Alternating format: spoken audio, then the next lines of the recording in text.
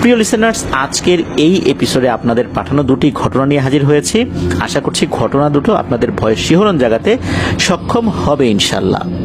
ঘটনায় চলে যাবার আগে সেই কথাগুলো যেগুলো সবসময় বলি, এই ভিডিও লাইক বাটনে প্রেস করতে ভুলবেন না, আর বেশি বেশি করে এই ভিডিওর লিঙ্কটা শেয়ার করে দেওয়ার অনুরোধ করছি, যাতে করে অনেকেই আমাদের সাথে যুক্ত হয়ে আজকের ঘটনা শুনে ভৌতিক আনন্দ পেতে পারেন। আর শুধু ভৌতিক আনন্দ পেলে হবে না, আমাদেরকে ঘটনা পাঠাতেও হবে। আর ঘটনা পাঠাতে হবে লিখে বা রেকর্ড করে afnanthehorrorworldbd@gmail.com এই ইমেল অ্যাড্রেসে। ইমেল অ্যাড্রেসের স্পেলিংটা বলে দিচ্ছি, AFNANTHEHORRORWORLDBD afnanthehorrorworldbd@gmail.com। স্পেলিংটাও আমরা আমাদের ভিডিওর ডেসক্রিপশনে দিয়ে রেখেছি, সেখানে গিয়ে স্পেলিংটা চেক করে নিতে পারবেন। ঘটনা কেমন লাগলো তা জানিয়ে এই ভিডিওর কমেন্ট সেকশনে কমেন্ট করতে পারেন। এছাড়া আমাদের ফেসবুক পেজ আর গ্রুপ তো রয়েছে আপনাদের হরর ওয়ার্ল্ড নামে, সেখানে গিয়েও আপনারা আপনাদের মতামত জানাতে পারেন। ফেসবুক পেজে কমেন্ট করতে পারেন, ফেসবুক গ্রুপে পোস্ট কমেন্ট দুটোই করতে পারেন। চলুন ঘটনায় চলে যাই। আজকের এপিসোডের প্রথম যে ঘটনাটি আপনাদের সাথে শেয়ার করবে, এই ঘটনাটি আমাদেরকে যিনি পাঠিয়েছেন, ওনার নাম মোহাম্মদ আব্দুর রাফি সরকার। উনি একজন চাকুরিজীবী। ওনার দেশের বাড়ি রংপুর জেলার পীরগাছা উপজেলার নিজপাড়া গ্রামে। যে ঘটনাটি উনি পাঠিয়েছেন, এই ঘটনাটির প্রত্যক্ষদর্শী উনি নিজেও। এই ঘটনার বেশ কিছু অংশ উনি নিজের চোখে দেখেছেন। ঘটনাটির সময়কাল 1998 সালের শুরুর দিকে। ওই সময় এই রাফি ভাইয়ের বাবা, উনি রংপুর জেলার বদরগঞ্জ উপজেলার কুতুবপুর ইউনিয়নের নাটারাম গ্রামে একটি এনজিওতে কর্মরত ছিলেন। তো ওখানে একটা ভাড়া বাসাতে থাকতেন। তো যে বাসায় থাকতেন, ওই বাসাটা ওয়াল করা ছিল, বাট উপরে টিন শেড। আর ওইখানে আসার পর আর একটা পরিবারের সাথে ওনাদের খুব ভালো সম্পর্ক হয়। সেই পরিবারটা আর্থিকভাবে খুব দৈন্যদশায় ছিল। ওই পরিবারে আপন দুই ভাই বোন ছিল, একজনের নাম শাহজাদা আর একজনের নাম পারুল। তো এই যে পারুল আন্টি, এই পারুল আন্টি মাঝে মাঝে এসে রাফি ভাইয়ের আম্মুকে বিভিন্ন কাজে সহযোগিতা করতেন, টুকটাক হাতের কাজ করে দিতেন। তাতে করে এই রাফি ভাইয়ের আম্মুর বেশ উপকার হতো। আর ওই সময় রাফি ভাই তো ছোট, রাফি ভাইকেও বেশ কিছু কাজে সহযোগিতা করতেন। যেমন রাফি ভাই নিজে নিজে ভালো করে গোসল করতে পারতেন না, রাফি ভাইকে গোসল করিয়ে দিতেন, শরীর মুছে দিতেন। তো এই কাজগুলো কিন্তু পারুল আন্টি করতেন। শুরুতে সবকিছু ঠিকঠাকই চলছিল। একদিন হয় কি, রাফি ভাইকে গোসল করানোর জন্য দুপুরের দিকে ওই বাড়ির উঠোনের এক পাশে যে কলপার ছিল, সেই কলপারে নিয়ে গেছে এই পারুল আন্টি। উনি কল চাপছেন, পানিটা একটা বালতির মধ্যে পড়ছে। এরপর মগ নিয়ে পানি নিয়েছেন মগে, আর এরপর রাফি ভাইকে গোসল করে দিচ্ছেন। তো কিছুক্ষণ চলার পর হঠাৎ করে হয় কি, এই পারুল আন্টি উনি ওই বাড়ির চালের দিকে তাকানোর পর উনি হাসতে থাকেন। হঠাৎ করেই উনি অন্যমনস্ক হয়ে এভাবে হাসছেন।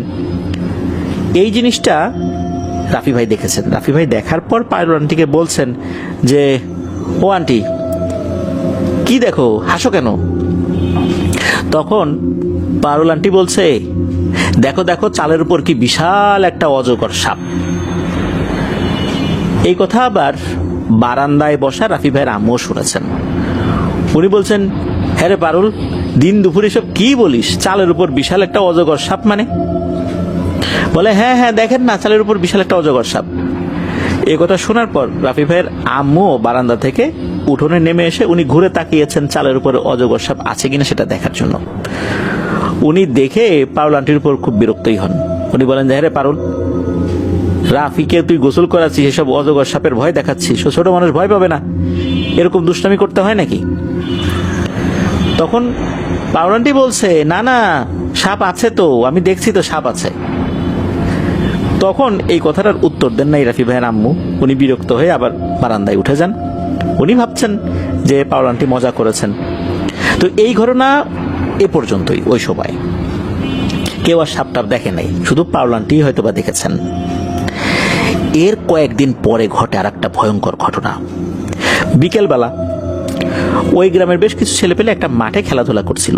মাঠের এক পাশে বেশ জঙ্গলের মতো জায়গা রয়েছে, আর তার অন্য পাশ যেগুলো রয়েছে সেখানে কৃষি জমি। সন্ধ্যার আগ দিয়ে কৃষকরা কাজ করে ওই দিক দিয়েই যে যার বাড়িতে ফেরত যেতেন। তো সন্ধ্যার ঠিক আগ মুহূর্তে হঠাৎ করে সবাই দেখে ভয়ঙ্কর এক অজগর সাপ, বিশাল আকৃতির মোটা অজগর সাপ। এই সাপটা মাঠের কোনো এক পাশ থেকে উঠে এসে জঙ্গলের দিকে চলে যাচ্ছে।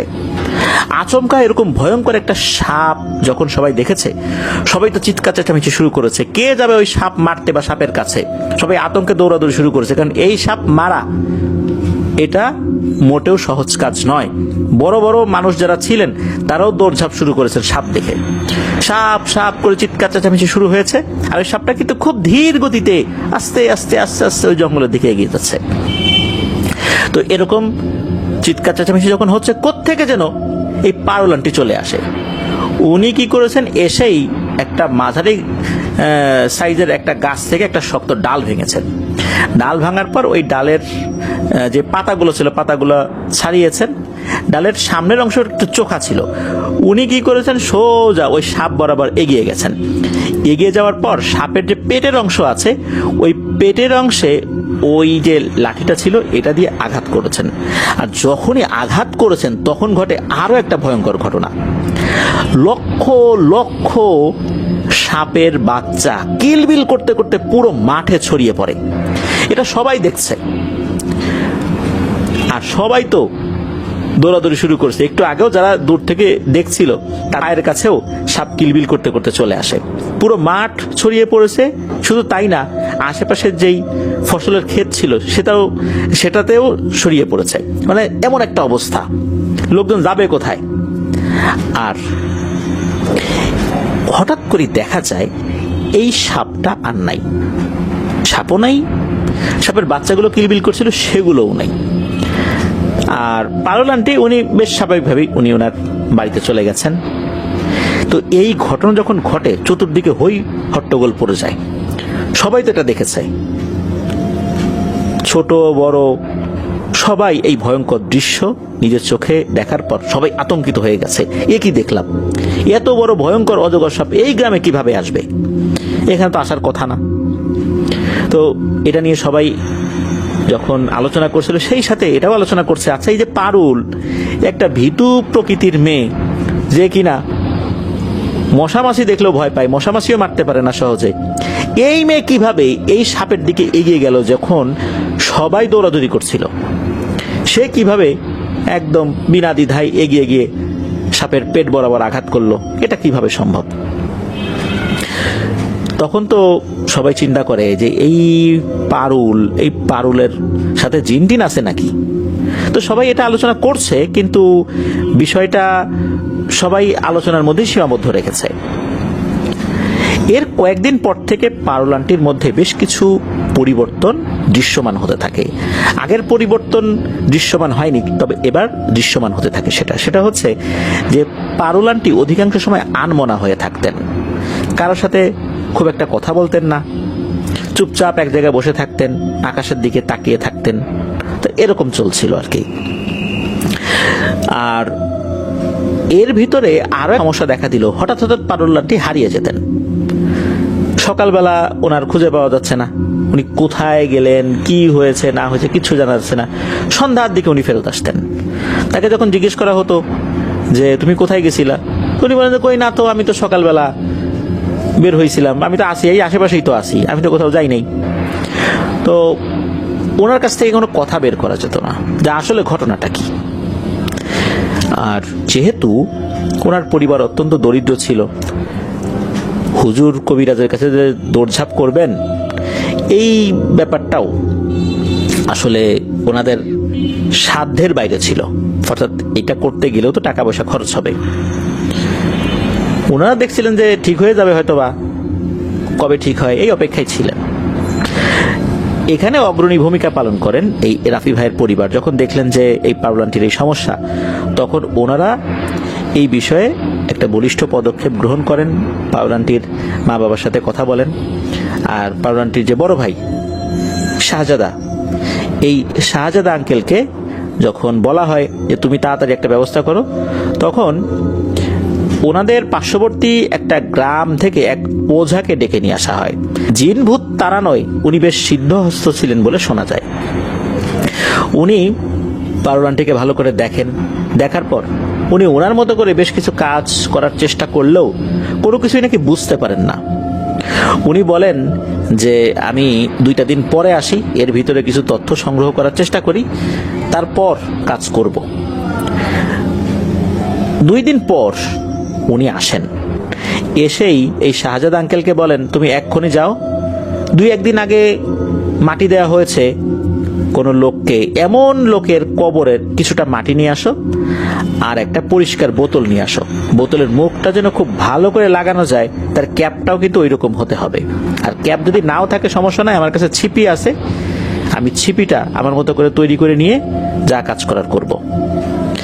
তো এরপর পারুল আন্টিকে একটা গণ্ডির মধ্যে বসিয়ে ওই ওঝা উনি ওনার রুকিয়া শুরু করে দেন।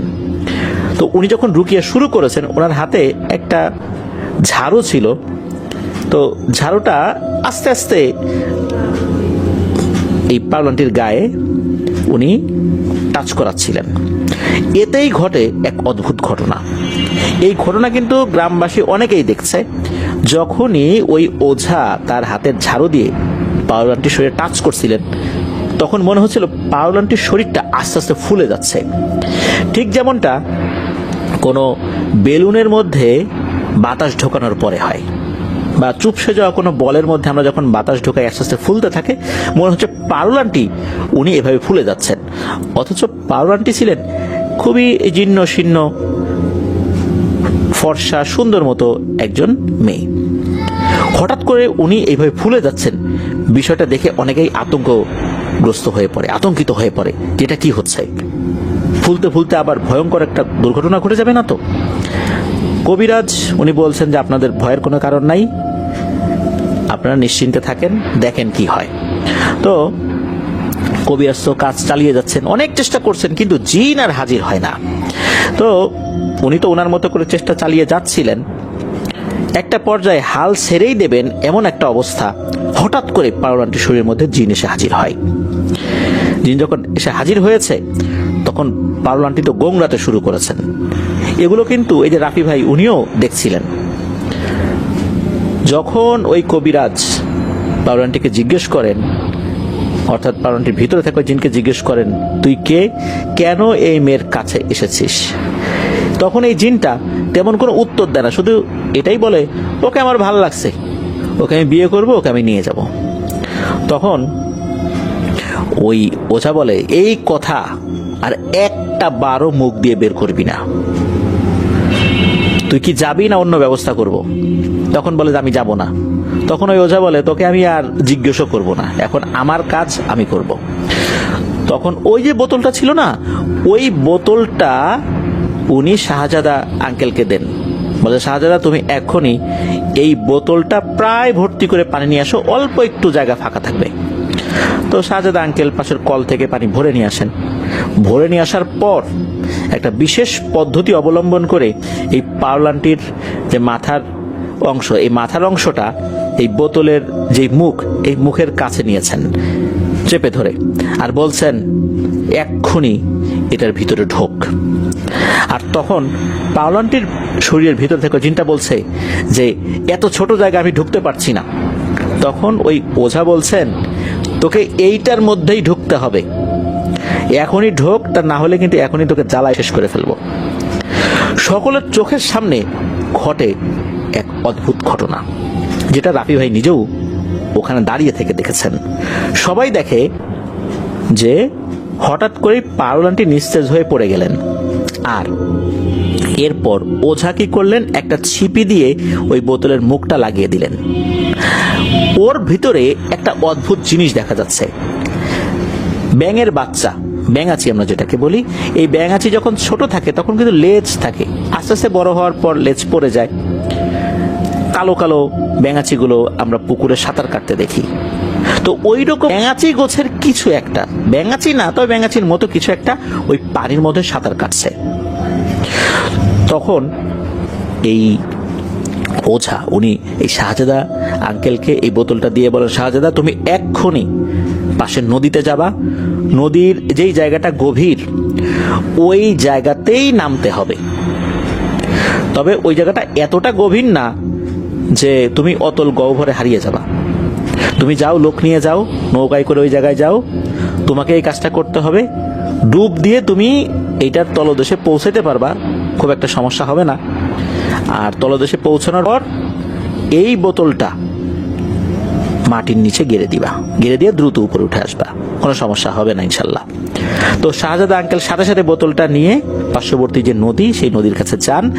যাওয়ার পর নৌকা নিয়ে, যেখানটা গভীর আর কি, নদীটা অতটা গভীর ছিল না কিন্তু যেই অংশটাকে ওনারা একটু গভীর মনে করেন ওই জায়গাতে যান। যাওয়ার পর এই শাহজাদা আঙ্কেল ওই বোতলটা নিয়ে পানির নিচে ডুব দেন। ডুব দেওয়ার পর অল্প সময়ের মধ্যেই উনি ওইটা পানির একদম নিচে, যেখানে একদম তলা রয়েছে আর কি, মাটি রয়েছে, সেই জায়গাতে উনি ওই বোতলটা পুঁতে দিয়ে উপরে উঠে চলে আসেন।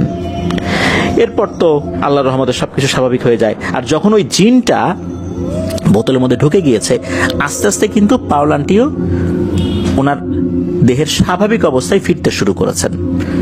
মোটামুটি 5 থেকে 10 মিনিটের মধ্যে উনি স্বাভাবিক হয়ে যান। ওনার শরীরে যে ফোলা ভাবটা কমে একদম স্বাভাবিক হয়ে যান। এরপর থেকে পাওল আন্টি স্বাভাবিক আচার আচরণ করছিলেন। পাওল আন্টিকে জিজ্ঞেস করা হয়েছিল যে আসলে তুমি এই যে সাপ দেখো, এটা সেটা দেখেছো বিভিন্ন সময়, ঘটনাটা কি? উনি জানিয়েছিলেন যে এগুলো দেখে আসলে উনি কোনো ভয় টয় পান না, কেননা এটা কি এটা উনি জানতেন। আর এই জিনটা তাকে তাদের দেশে বেশ কয়েকবার নিয়ে গিয়েছে। সেখানে নাকি বিশাল প্রাসাদ রয়েছে, সেই প্রাসাদের মধ্যে সবকিছু স্বর্ণের তৈরি, চেয়ার টেবিল থালা বাসন সবকিছু স্বর্ণের তৈরি। এই জিনটা নাকি খারাপ না, ভালোই। আর বিভিন্ন সময় তাকে ওখানে থেকে যাওয়ার অনুরোধ করেছেন, কিন্তু উনি বলেছেন যে না, ওনার মা বাবা আছে, ভাই আছে, ওনার ওই গ্রামীণ জীবনই ভালো লাগে, ওনার এটা ভালো লাগে না। এরপর আবার তাকে দিয়ে গিয়েছে। তো এভাবেই চলছিল। এরপর তো যেটা হলো, সেই জিনকে বন্দি করে ফেলা হলো। এরপরে বেশ কিছু বছর কেটে যায়। পাওল আন্টিও স্বাভাবিক ছিলেন, সবকিছু ঠিকঠাকই ছিল। তো ওই গ্রামে একটা পরিত্যক্ত ভবন ছিল, অনেক পুরনো একটা ভবন, যেখানে কেউ থাকতো না। ওই ভবনের মধ্যে একটা জাম্বুরা গাছ ছিল। ওই জাম্বুরাটা নাকি অনেক মিষ্টি, খুব সুস্বাদু ছিল। অনেকেই জাম্বুরা পাকলে সেই জাম্বুরা আনতে যেত। এমনকি রাফি ভাই নিজেও ওই গাছে জাম্বুরা খেয়েছেন। তো যখন ওখানে অনেকের মধ্যে এই পারুল আন্টিও গিয়েছেন, শাহজাদা আঙ্কেলও গিয়েছেন, তখন নাকি ওই গাছে থাকা জিন সে এই পারুল আন্টির পিছু লাগে। তারপরে এই ঘটনা ঘটে। বেশ কিছু বছর পর ওই গ্রামেরই 18 থেকে 20 বছর বয়সী একটা ছেলে, তার নাম হচ্ছে সোহেল। মানে ওই সময় তার বয়স 18 থেকে 20 বছর ছিল। এই সোহেল অজ্ঞান অবস্থায় জাম্বুরা গাছের নিচে পড়ে থাকে। অন্যরা যখন জাম্বুরা কুড়াতে গিয়েছে বা পাড়তে গিয়েছে, তারা তখন সোহেলকে এই অবস্থায় পায়। তাকে তো ধরাধরি করে বাড়িতে নিয়ে আসে। নিয়ে আসার পর সোহেলের মাঝে মাঝে অজ্ঞান হয়ে যাবার একটা রোগ দেখা দেয়। মাঝে মাঝে সে অজ্ঞান হয়ে যেত। তখন চিন্তা করা হলো যে কি ব্যাপার, ও মাঝে মাঝে অজ্ঞান হয়ে যায় কেন? জাম্বুরা গাছের নিচে যাওয়ার পর সে অজ্ঞান হয়ে গেল। আগে তো এরকম সমস্যা ছিল না, তারপর থেকে এরকম অজ্ঞান হচ্ছে। সেই ওঝাকে ডেকে নিয়ে আসা হয়, যেই ওঝা পারুল আন্টিকে চিকিৎসা করেছিলেন। সেই ওঝা এসে যখন রুকিয়া শুরু করেছেন, তখন একটা পরী এসে সোহেল ভাইয়ের উপরে ভর করে। সে জানায় যে সে ওই জাম্বুরা গাছে থাকে, আর পূর্বে এই পারুল আন্টিকে আসর করা যে জিনটা, সেটা নাকি তার ভাই। তার ভাইকে আটকানো হয়েছে, এই জন্য সে প্রতিশোধ নেওয়ার জন্য এই সোহেল নামের ছেলেটাকে ধরেছে। মূলত পারুল আন্টি যখন ওদিকে গিয়েছিলেন, তখন ওই জিনটা তার পিছু নিয়েছে, আর এবার এই সোহেলের পিছু নিয়েছে ওই জিনের বোন, প্রতিশোধ হিসাবে এই সোহেলকে নাকি হত্যা করবে। ওঝা তখন আর কোনো কাল বিলম্ব করেন নাই যে তুই যাবি কি যাবি না, তোর ভাইকে মুক্তি দেবো কি দেবো না, কোনো কথা নাই। উনি ঠিক আগের পদ্ধতিতে, আগে যেভাবে পারুল আন্টির শরীর থেকে জিনটাকে বন্দি করেছিলেন, ঠিক সেভাবেই একই পদ্ধতিতে উনি বোতলবন্দি করে ফেলেন। আর এবারের দায়িত্বটাও এই শাহজাদা আঙ্কেলকেই উনি দেন, যেহেতু আগের বার ওই কাজটা উনি করেছিলেন, অভিজ্ঞতা তো আছেই। শাহজাদা আঙ্কেল ওই বোতলটা নিয়ে একই জায়গায় মাটির নিচে পুঁতে দিয়েছিলেন। এরপর সোহেল ভাইও একদম স্বাভাবিক হয়ে গেছিলেন। কিছু বছর আগেও এই রাফি ভাই উনি যখন ওই গ্রামে বেড়াতে গিয়েছিলেন, ওনারা পারুল আন্টির সাথে দেখা করেছিলেন। পারুল আন্টি উনি বর্তমানে খুবই ভালো আছেন আলহামদুলিল্লাহ। উনি 3 সন্তানের জননী। ওনার সাথে এরপরে আর কোনো ধরনের কোনো সমস্যা হয়নি। আর এই যে সোহেল ভাই উনি যে কোথায় আছেন এটা অবশ্য রাফি ভাই জানাতে পারেননি, হয়তোবা উনি অন্য কোনো গ্রামে চলে গেছেন বা চাকরি নিয়ে অন্য কোথাও চলে গেছেন। সোহেল ভাইয়ের অবস্থান সম্পর্কে উনি নিশ্চিত হতে পারেন নাই। তো এটাই ছিল ঘটনা। ধন্যবাদ জানাচ্ছি মোহাম্মদ আব্দুর রাফি সরকার ভাইকে ওনার পাঠানো দারুণ এই ঘটনাটির জন্য। প্রিয় লিসেনার্স, চলুন আমরা চলে যাব আমাদের এবারের শনির রাতের 31তম আয়োজনের দ্বিতীয় এবং শেষ ঘটনায়।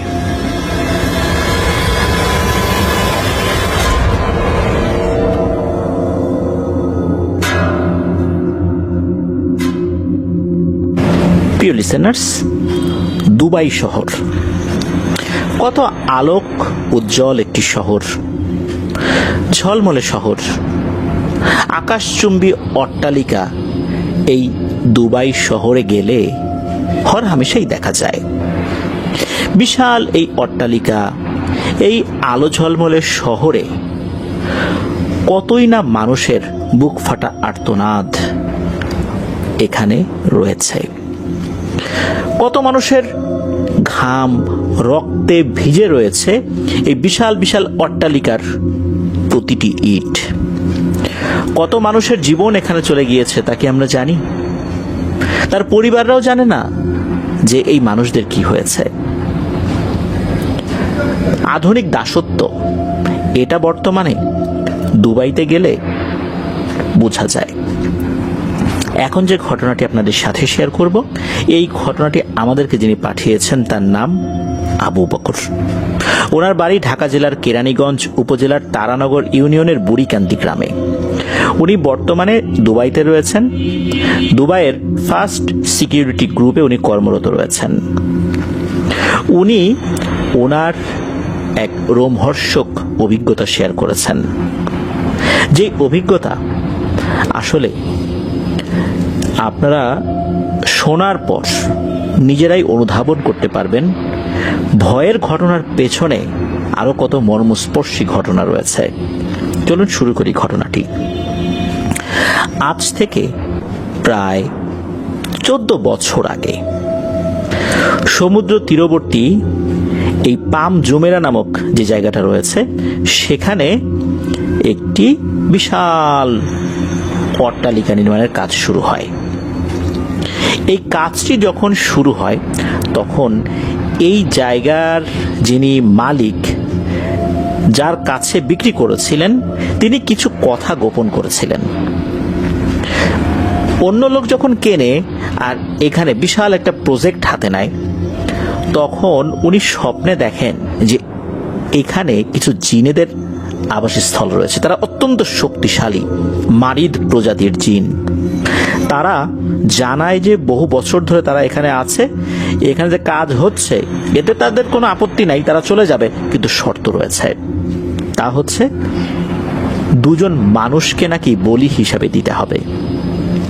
তো যিনি এই স্বপ্ন দেখেছেন, যিনি মালিক এই প্রজেক্টের, তিনি ছিলেন আরবি, অর্থাৎ একদম আরবি ভাষায় উনি পারদর্শী। শুধু এটা নয়, উনি একদম নেটিভ আরাবিয়ান। উনি এই বিষয়গুলো এরকম পাত্তাই দেন নাই। জানতেন যে আরবের বিভিন্ন জায়গায় এরকম ফাঁকা জায়গা টাগা আছে, সেখানে জিনেদের আখড়া আছে। তাই বলে কি বিশাল বিশাল অট্টালিকা হবে না? $1 বিলিয়ন প্রজেক্ট স্বপ্ন দেখে উনি বাদ দিয়ে দিবেন? আর 2 মানুষকে বলি দিতে হবে, উনি মেনে নেবেন? উনি এটা মেনে নিতে পারলেন না। উনি এগুলোতে পাত্তাই দিলেন না, উনি কাজ শুরু করে দিলেন। কাজ যখন শুরু হয় তখন সময়টা ছিল গ্রীষ্মকাল, অর্থাৎ দুবাইয়ের গ্রীষ্মকাল। দুবাইয়ে কিন্তু খুব মাত্রাতিরিক্ত টেম্পারেচার থাকে। ওই সময়ে এত গরম থাকে, অর্থাৎ গ্রীষ্মকালে এত গরম থাকে, অনেক মানুষই কিন্তু হিট স্ট্রোক করে মারা যায়। কাজ যখন শুরু হয় তখন এই গ্রীষ্মকালেই 20 জন মানুষের মতো মারা যায়। তবে সবার মৃত্যুই দেখে মনে হচ্ছিল স্ট্রোক করে হয়েছে, তাই এটা নিয়ে খুব বেশি ভাবনা চিন্তা তারা করেন নাই, কারণ এরকম হরহামেশাই দুবাইতে হয়। আর যারা কন্ট্রাক্টরের কাজ করেন তারা বিভিন্ন কোম্পানি থেকে লেবার নিয়ে আসেন, শ্রমিক নিয়ে আসেন। কেউ রডের কাজ করে, কেউ ঢালাইয়ের কাজ করে, কেউ ইলেকট্রিক কাজ করে, যে যেই কাজে দক্ষ সে সেই কাজ করে। আর এক একটা কাজ করার জন্য আলাদা আলাদা কোম্পানি রয়েছে, তাদের সাথে চুক্তি করা হয়, তাদের শ্রমিক এসে কাজগুলো করে দেয়, তাদের ইঞ্জিনিয়ার থাকে, ফোরম্যান থাকে, এভাবে কিন্তু কাজ হয়। যে মানুষগুলো মারা গেল এদের মধ্যে বাংলাদেশি ভাইয়েরা ছিলেন, ইন্ডিয়ান ভাইরা ছিলেন, পাকিস্তানি ভাইরা ছিলেন, ইন্দোনেশিয়া, ফিলিপাইন, এরকম বিভিন্ন দেশের ভাইরাও কিন্তু সেখানে ছিলেন। তো তাদের মৃত্যুগুলো আপাতত দৃষ্টিতে কারোর মধ্যে ভয়ের উদ্রেক করে নাই। তো এর কিছুদিন পর, অর্থাৎ দ্বিতীয় বছর, শীতকাল যখন আসে, শীতকালে কোনো ধরনের কোনো মৃত্যুর খবর পাওয়া যায়নি। শীতকাল ঠিকঠাক মতোই কাজ হয়। ওখানকার কাজগুলো কিন্তু অনেক দ্রুত হয়, আস্তে আস্তে কাজ হয় না, অনেক দ্রুততার সাথে কাজগুলো আগাতে থাকে। 24 ঘন্টা কাজ চলতে থাকে। 8 ঘন্টা করে এক একজন ডিউটি করে চলে যায়, আবার আরেক গ্রুপ আসে, সেই গ্রুপ চলে যায়, আরেক গ্রুপ আসে, এইভাবে কিন্তু 24 আওয়ার্স কাজ সেখানে চলতে থাকে এবং প্রত্যেক দিনই কাজ চলতে থাকে। দ্বিতীয় বছর যখন কাজ চলমান ছিল, আবার গ্রীষ্মকাল এসেছে, তখন কয়েকজন মানুষ রেস্ট এরিয়া থেকে হারিয়ে যায়। কাজ করার পর বিশ্রামের জায়গা রয়েছে, যেটা রেস্ট এরিয়া বা রেস্টিং এরিয়া বলে, ওখানে সেখান থেকে হারিয়ে যায়। এভাবে হারিয়ে যাবার মধ্যেই যে সীমাবদ্ধ থাকে তা কিন্তু নয়। এই মানুষগুলো যে কোথায় গেছে তারও কোনো খোঁজ খবর পাওয়া যায় না। সিসিটিভি ফুটেজেও তাদের আর কোনো দেখা মেলে না। কিছু মানুষ ওই এরিয়াতে যারা বিশ্রাম নিচ্ছিলেন, তাদের ভাষ্য অনুযায়ী তারা বলেছেন যে কোনো এক অদৃশ্য শক্তি এদের গলা চেপে ধরে শূন্যে তুলে ফেলে, তখন তাদের নিঃশ্বাস বন্ধ হয়ে যায়। তবে কাউকে তারা দেখেনি, শূন্যে তুলে ফেলে আবার ছেড়ে দেয়। তো এটা যখন চতুর্দিকে ছড়িয়ে পড়ে তখন শ্রমিকরা আতঙ্কিত হয়ে যায়, আর সেটা হওয়াটাই স্বাভাবিক। তারা কাজ করতে আসতে চায় না। এরপর অল্প কিছুদিন কাজ বন্ধ থাকে। ওই সময় কাজ যে হয়নি তা কিন্তু না, কিছু কাজ যারা আরবি অর্থাৎ অ্যারাবিয়ান যারা, তারা কিছু কাজ করেছিলেন, তাদের রিলেটেড যে কাজগুলো, কিন্তু ভারী ভারী কাজ যেগুলো, সেই কাজগুলো অল্প কিছুদিন বন্ধ থাকার পর আবার শুরু হয়। কাজ কিন্তু থামানো হচ্ছিল না। কিন্তু যখন এই ধরনের সমস্যাগুলো শুরু হয়েছে, তখন এই যে মালিক, উনি কোথা থেকে একজন রাকিকে ধরে নিয়ে আসছেন, ওখানকার যে ওঝা কবিরাজ আছে এরকম কাউকে, উনি আসার পর নাকি ওখানে বেশ কিছু জিনকে বন্দি করে ফেলেন এবং বন্দি করে ওখানকারই কোনো একটা জায়গায় তাদেরকে পুঁতে রাখা হয়। এরপর যেটা ঘটে এটা কারো আসলে চিন্তাতেই ছিল না। সবাই ধারণা করেছিল যে এরপর হয়তো বা আর কোনো সমস্যা হবে না, কিন্তু আসল সমস্যাটা এরপর থেকেই শুরু হয়। এমন সমস্যা শুরু হয় যেটা যদি আলাদা আলাদা করে বলতে যাওয়া হয় তাহলে দিনের পর দিন পার হয়ে যাবে। ভয়ঙ্কর সমস্ত ঘটনা। রাতের বেলা কাজ করতে গেলে অনেক ধরনের অসুবিধা হতো। যারা যেখানে কাজ করতেন তারা দেখতেন যে কিছু কিছু কাজ, এই কাজগুলো যে মেশিন দিয়ে করা হয়, এই মেশিনগুলো একা একাই এক জায়গা থেকে আরেক জায়গা চলে যাচ্ছে। দিনের বেলাটা দেখা যেত না, রাতের বেলাটা দেখা যেত। হঠাৎ করে তাদের সামনে দিয়ে সাদা কোনো কিছুর অবয়ব দ্রুত হেঁটে চলে যেত। একবার না, দুবার না, বারবার হতো। এভাবেই প্রায় 10 তলা কমপ্লিট হয়েছিল। এরপর এই ধরনের সমস্যা এতটাই বেড়ে যায় যে মালিক আর কাজ আগাতে পারেন নাই। মালিক কাজ বন্ধ করে দিয়েছেন, বিষয়টা এরকম না। মালিক কাজ বন্ধ করতে চান নাই, বাধ্য হয়ে বন্ধ করে দিতে হয়েছিল। কেননা একজন লোক এমন রহস্যময়ভাবে হারিয়ে যায় যেটা অনেক আলোড়ন সৃষ্টি করে। ওই লোকটা একটা জায়গায় বিশ্রাম নিচ্ছিলেন, হঠাৎ করেই দেখা যায় ওই লোকটার পোশাক সবকিছু ঠিকঠাক আছে, পায়ের জুতা, পোশাক সবকিছু, প্যান্ট, উপরের যে জামা সেটা ঠিক আছে, মাথায় একটা হেলমেট ছিল যেটা নির্মাণ কাজের সময় পরা হয়, নির্মাণ কাজের সময় আলাদা কিছু ইউনিফর্ম পরতে হয় তাদেরকে। সবগুলো জিনিস ওখানেই রয়েছে, শুধু ভেতরের মানুষটা নেই। তখন বিষয়টা পুলিশের কানে যায়, পুলিশ আসে, পুলিশ এসে ওই জায়গাটা স্ক্রিনিং করে। তারা এই বিষয়টা নিয়ে যখন আরো অ্যানালাইসিস করে, তারা এটা কোনো সুরাহা করতে পারে না। একটা পর্যায়ে প্রশাসন থেকেই এই ভবনের কাজ বন্ধ করে দেওয়া হয়। 1 বছর না 2 বছর না, প্রায় 12 বছর এই ভবনের কাজ বন্ধ ছিল। 12 বছর পর এই কাজ আবার শুরু হয়, তবে নতুন মালিকের হাতে। আগে যিনি এই জায়গাটা কিনে কাজ শুরু করেছিলেন, তিনি এই জায়গা সহ, এই অবকাঠামো সহ নাখিল নামক আরেকজন আরাবিয়ানের কাছে এটা বিক্রি করে দেন। তখন নাকি 10 তলা পর্যন্ত হয়েছিল বলতে ফিনিশিং না, জাস্ট খালি কাঠামোগুলো দাঁড়িয়েছিল। আর একটা নির্মাণ কাজ করতে গেলে কিন্তু অনেক ধরনের ইকুইপমেন্টস প্রয়োজন হয়, ক্রেনের দরকার হয়, তারপর কার্গো লিফট সেট করা হয় যেটা দিয়ে ভারী ভারী জিনিসগুলো বিভিন্ন ফ্লোরে তোলা হয়। তো কাজ শুরু করার পর আবার শুরু হয়ে গেল সেই মৃত্যুর খেলা।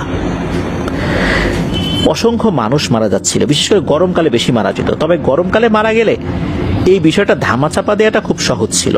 হিট স্ট্রোক করে মারা গেছে, যে কোম্পানির হয়ে সে কাজে এসেছিল সে কোম্পানি কিছু ক্ষতিপূরণ দিল, পরিবারের কাছে লাশ পাঠিয়ে দিল, বাস এটাই শেষ। কেউ আর জানলই না, বুঝলই না আসল ব্যাপারটা কি। কিন্তু সবার মাথা ঘুরে যায় যখন ভয়ঙ্কর আরো একটি ঘটনা ঘটে। সেটা হচ্ছে, ওখানে যিনি ক্রেন অপারেটর ছিলেন তিনি ক্রেন থেকে নিচে পড়ে যান। আপনারা যারা বহুতল ভবনে ক্রেন চলা দেখেছেন তারা দেখবেন যে উপরের দিকে ছোট্ট একটা কেবিনের মতো থাকে, যেখানে একজন ক্রেন অপারেটর বসে থাকেন। যথেষ্ট সেফটি মেনটেন করে তিনি ওখানে পৌঁছান। আর পৌঁছানোর পর আশেপাশের যেই দরজা জানালা এটা কিন্তু বন্ধ থাকে। নিজে থেকে না খুলে লাফ দিলে কারো কিন্তু ওখান থেকে পড়ে যাবার কথা নয়। ক্রেন ভাঙেও নাই, দরজা খুলে গেল, সে নিচে পড়ে গেল। এত উপর থেকে পড়ার পর একজন মানুষের দেহের কি অবস্থা হতে পারে তা নিশ্চয়ই আর ভাষায় প্রকাশ করার দরকার নাই। খুব নির্মমভাবে উনি নিহত হন। ওখানে প্রত্যেকটা কাজের আগে সেফটি চেক করা হয়। কোথাও যদি কোনো সমস্যা থাকে তাহলে ওই সময় কাজটি বন্ধ রাখা হয়। সেফটি এনশিওর করার পর সেই কাজটি শুরু হয়। এরপর ঘটে আরেকটি মর্মান্তিক ঘটনা। কংক্রিটের ঢালাইয়ের কাজ চলছিল। কংক্রিট তোলার জন্য এক ধরনের মেশিন ব্যবহার করা হতো, তারের সাহায্যে ওই কংক্রিটের স্ল্যাবগুলো তোলা হতো। হঠাৎ করে সেই তার ছিঁড়ে যায় এবং দুটো স্ল্যাব পড়ে দুজন শ্রমিকের উপরে। মুহূর্তের মধ্যেই তাদের দেহ একদম পিষে যায়। অথচ যান্ত্রিক কোনো ত্রুটি ছিল না। তারপরও কেন এমনটা হলো? এরকম কিন্তু হরহামেশাই চলছে। আর কোম্পানি প্রতিনিয়ত নিরীহ এই রেমিটেন্স যোদ্ধা শ্রমিকদের মৃত্যু কেন হচ্ছে এটা মূল বিষয়টা জানতে না দিয়ে বারবার শুধু ধামাচাপা দেওয়ার চেষ্টা করা হচ্ছে। বারবার টাকার জোরে এই বিষয়টা ধামাচাপা দিয়ে দিচ্ছে। কেননা এই শ্রমিকদের আত্মীয় স্বজন তো এখানে কেউ নেই। শ্রমিকরা যখন প্রতিবাদী হয়ে ওঠে তখন কোম্পানি থেকে জানিয়ে দেওয়া হয় যে তারা যদি বিন্দু মাত্র প্রতিবাদ করে তাহলে তাদের পরিণতি ভালো হবে না। তাদেরকে দেশে ফেরত যেতে দেওয়া হবে না, তাদেরকে এখানে আটক রাখা হবে, তাদের পেমেন্টগুলো দেওয়া হবে না, তাদের বৈধ কাগজপত্রগুলো দেওয়া হবে না। তারা যে কোম্পানির হয়ে এখানে এসেছে সেই কোম্পানিগুলোকে জানিয়ে দেয়, কোম্পানি থেকে তাদেরকে হুমকি দেওয়া হয় এগুলো। তো মানুষজন নিরুপায়, কি করবেন? এরকম মৃত্যু আতঙ্ক নিয়ে আর কত। আর প্রতিনিয়ত ওখানে লোকজন আসছিল, চলে যাচ্ছিল। যারা চলে যায় দেখা যাচ্ছে যে অন্য কোনো দেশের লোক, তার ভাষা তো অনেকে বোঝে না, নতুন দেশের লোকজন আসছে। প্রতিনিয়তই তো ভাগ্যের চাকা ঘোরানোর জন্য অনেক মানুষ দুবাইতে আসছে, শ্রমিক হিসাবে আসছে, কাজ করছে। তারা তো আর জানে না এখানকার ভয়ঙ্কর এই অন্ধকার ইতিহাসের কথা। এখানেই কাজ পেয়ে যান আবু বকর ভাই। উনি তো শুরুর দিকে জানতেন না যে এই সমস্যাগুলো রয়েছে। তো ওনাকে যখন কাজে লাগানো হয় তখন ওনার যিনি ফোরম্যান জানিয়ে দেন যে সপ্তম, অষ্টম, নবম এই 3টা ফ্লোরে একা কাজ করা যাবে না, সবসময় সাথে পার্টনার রাখতে হবে। সেখানে কিন্তু একটা গ্রুপ থাকে, একজন আরেকজনকে পার্টনার বলে, মানে ওই কাজের পার্টনার। ওখানে বলে দেওয়া হয় যে একা কাজ করা যাবে না, বিশেষ করে রাতের বেলা। তো আবু বকর ভাই উনি তো ওখানে কাজ শুরু করেছেন, উনি তো আর জানতেন না এই সমস্ত সমস্যাগুলো। উনি যখন কাজ শুরু করেছেন ওই সময় ওনার পার্টনার সাথে ছিল, থাকা অবস্থাতে তখন ঘটার একটা ঘটনা, হঠাৎ করে ওনার পার্টনার বলে ওঠেন যে আবু বকর আমার সামনে দিয়ে মনে হলো কিছু একটা চলে গেল। ওই পার্টনার ওখানে নতুন ছিল ওনার মতোই। তো আবু বকর ভাই বললেন যে কই, আমি তো খেয়াল করি নাই। এর কিছুক্ষণ পর পানি খাবেন, তো পানি সহ কিছু কিছু খাবার রাখার আলাদা জায়গা ছিল। তো ওখানে যখন গিয়েছেন, ওইটা কিন্তু রাতের কথা বলছি, রাতের বেলা ওনাদের ডিউটি পড়েছে আর কি। তো ও যখন গিয়েছেন তখন ওই পার্টনার বলছে যে আমার পানির বোতল তো এখানেই ছিল, পানির বোতল কোথায় গেল? তখন আবু বকর ভাই বলছে যে তুমি খেয়েছো, হয়তো বা খেয়ে অন্য কোথাও রেখেছো মনের ভুলে। বলে না, আমি তো এখানেই রাখছি, পানির বোতল এখান থেকে সরে যাওয়ার কথা না, সবাই এলোমেলো রাখে না, সবাই একটা নির্দিষ্ট জায়গাতেই রাখে। এরপর পানির বোতল খুঁজতে থাকেন, খুঁজতে খুঁজতে ওই ফ্লোরের কিছুটা অন্ধকারাচ্ছন্ন একটা জায়গার দিকে ওনার পানির বোতলটা দেখতে পান। ওই পানির বোতলটা আনার জন্য যখন ওখানে গিয়েছেন তখন উনি চিৎকার করে ওঠেন, কারণ ওনার সামনে দিয়ে আরেকটা অবয়বের মতো কি যেন দৌড়ে চলে গেল। এই জিনিসটা আবু বকর ভাইও ফিল করেছিলেন। এরপর ওনাদের ফোরম্যানের সাথে যখন এই বিষয়ে কথা বলেন, ওনাদের ফোরম্যান তো এটা মানতেই নারাজ, বলে না এরকম কিছু না, তোমাদের মনের ভুল, এটা সেটাই, সমস্ত উল্টাপাল্টা কথা বলবা না। তখন ওনাদের সন্দেহ হলে এই বিষয়ে যখন জানার চেষ্টা করেন তখন জানতে পারেন এখানে অনেক সমস্যা আগেও হয়েছে, এখনো হচ্ছে। আর কোম্পানির থেকে বারবার বলে দেওয়া হয় যে এখানে একটা বহুতল ভবন হচ্ছে, এখানে আগের ভবনের সাথে আরো 2টো টাওয়ার হবে, একটা নাম হলো ট্রাভেলার টাওয়ার, একটা হলো সেন্টার টাওয়ার, একটা হলো বিচ টাওয়ার।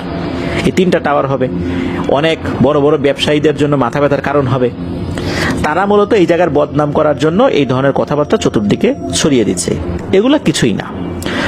এদিকে আবু বকর ভাই উনিও দেখেছিলেন যে 4-5 হাজার শ্রমিক এখানে কাজ করে, এখানে এত মানুষ কাজ করছে, কই ভয়ের ঘটনা যদি ঘটবেই তাহলে এত লোক কাজ করে কেন, সবাই তো চলে যেত। এইটা চিন্তা করে কিন্তু কাজ করে যাচ্ছিলেন, কিন্তু প্রতিনিয়ত বিভিন্ন ধরনের ভয়ের ঘটনাগুলো ঘটছে। ফ্লোরের কিছু ফিনিশিং কাজ দেওয়ার জন্য এক ধরনের মেশিন থাকে যেগুলো মানুষ ঠেলে ঠেলে এক জায়গা থেকে আরেক জায়গায় নিয়ে যায়, খুব ভারী মেশিন, ইলেকট্রিসিটিতে চলে।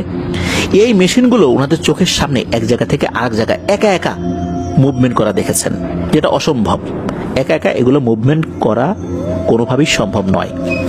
এভাবে অনেক ভয়ের ঘটনার শিকার হয়েছিলেন।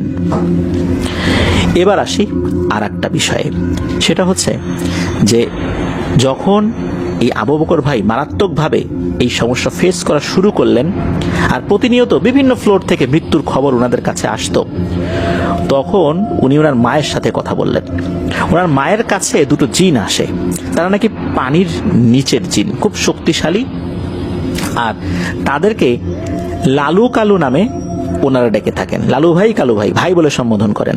ওনার মায়ের কাছে এই বিষয়টা জানালে, এই লালু কালুর কাছে বিষয়টা যখন জানানো হয়, এই লালু কালু এই বিষয়টার ডিটেলস ইনফরমেশন তথ্য সংগ্রহ করেন।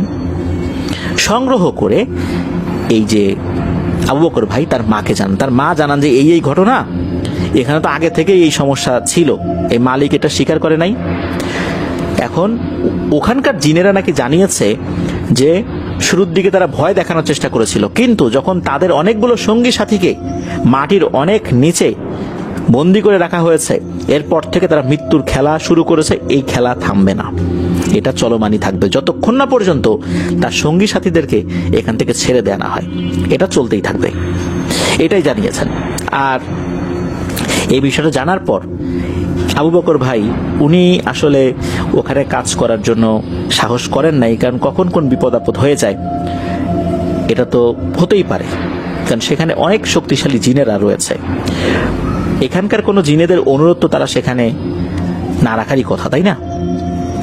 এই জন্য ওই জায়গার কাজ কিন্তু এখনো চলমান রয়েছে, এখনো কাজ চলমান রয়েছে।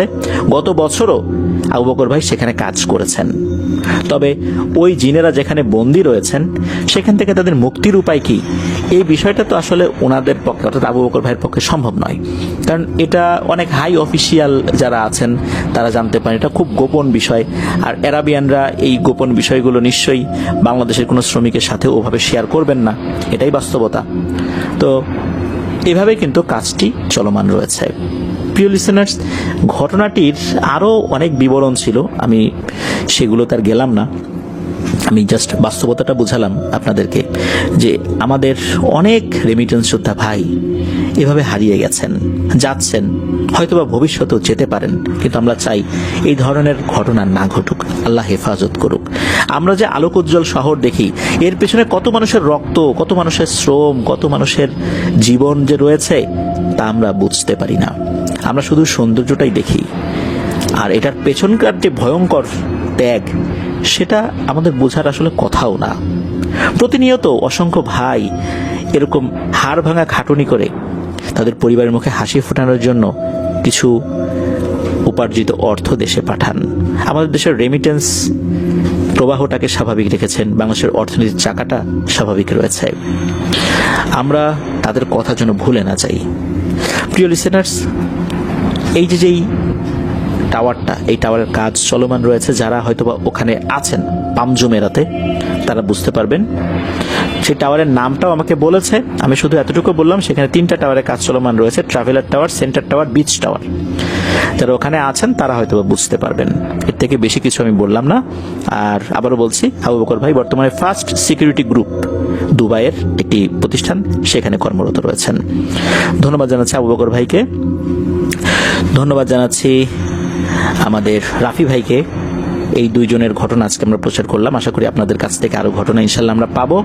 প্রিয় লিসেনার্স, আপনাদেরকে ধন্যবাদ জানাচ্ছি ধৈর্য ধরে আজকের এপিসোডটি শোনার জন্য। ইনশাল্লাহ আসছে বৃহস্পতিবার থার্সডে নাইটের নতুন আরো একটি এপিসোড নিয়ে ইনশাল্লাহ হাজির হব। সবাই ভালো থাকবেন, সুস্থ থাকবেন, আমার জন্য দোয়া করবেন, আমার পরিবারের জন্য দোয়া করবেন, আপনাদের জন্য দোয়া রইল, আপনাদের পরিবারের প্রত্যেকের জন্য দোয়া রইল। মহান আল্লাহ সুবহানাহু ওয়া তাআলা আমাদেরকে ভালো রাখুন, সুস্থ রাখুন, নিরাপদে রাখুন, আফনান দহর ওয়ার্ল্ডের সাথে রাখুন। আসসালামু আলাইকুম।